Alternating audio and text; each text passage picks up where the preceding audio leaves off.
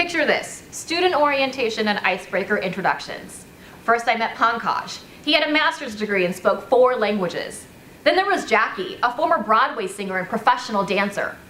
I was almost afraid that the next classmate had won 4 gold medals in 3 different sports, could maybe turn water into wine, or perhaps had scaled Mount Everest in high heels. An incredible caliber of people surrounded me, and yet FEMBA would still manage to challenge our identity, unveil our core selves, and leave us forever changed. We all had different identities when we first crossed the threshold of Anderson. We were career enhancers, career switchers, and career explorers. Now, I had an identity crisis myself entering UCLA as a USC alum.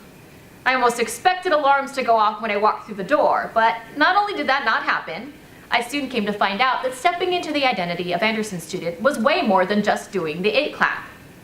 Indeed, embracing the identity of FEMBA student has meant a lot of things. For most of us, it meant we were full-time professionals, part-time students, and all the time tired. And what else makes an Anderson student? I believe there is a spirit of generosity and of support that sets us apart. We are leaders who realize that someone is tall not by virtue of standing on or above others, but by extension of those we have lifted up along the way. Now think of those times we have lifted each other up and reached out. My entire GAP team visited me in the hospital after I had surgery. Grace and Brian sent care packages to Grant and his comrades serving in Afghanistan. Leah and Rami, you organized a bake sale to raise money for the homeless.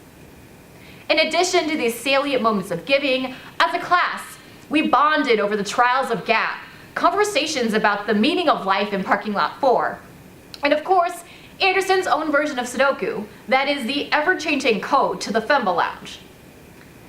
I recently read that authentic leaders consciously and subconsciously test themselves through real-world experiences and reframe their life stories to understand who they are at their core. And what better way to uncover our core than to test ourselves through the grueling pace of life at Anderson. Anderson has served as a mirror to see ourselves, take stock, assess, and redefine who we are and what we are made of. And looking into this mirror wasn't always easy, as it exposed our blemishes and the work we still had to do. Vulnerability, honesty, and insight acted to exfoliate, transform, and emerge our best selves.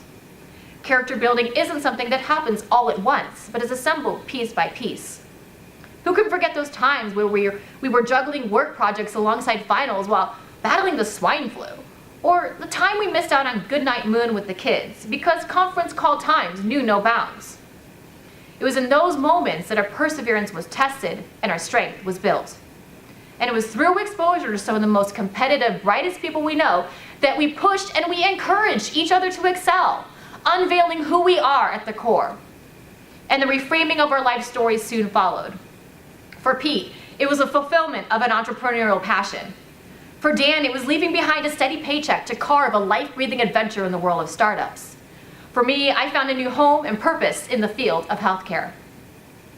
And while we continue to hold on to our individual qualities that make us unique in identity, we now all share one thing.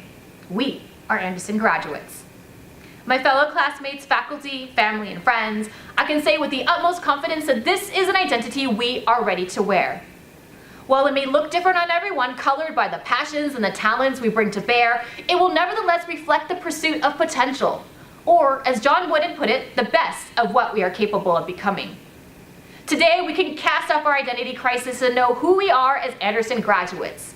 Leaders who, stripped to the core, have been rebuilt stronger, more open-hearted, through determination, hard work, and most of all, the helping hands of those we have had the privilege to call classmates and the honor to call friends.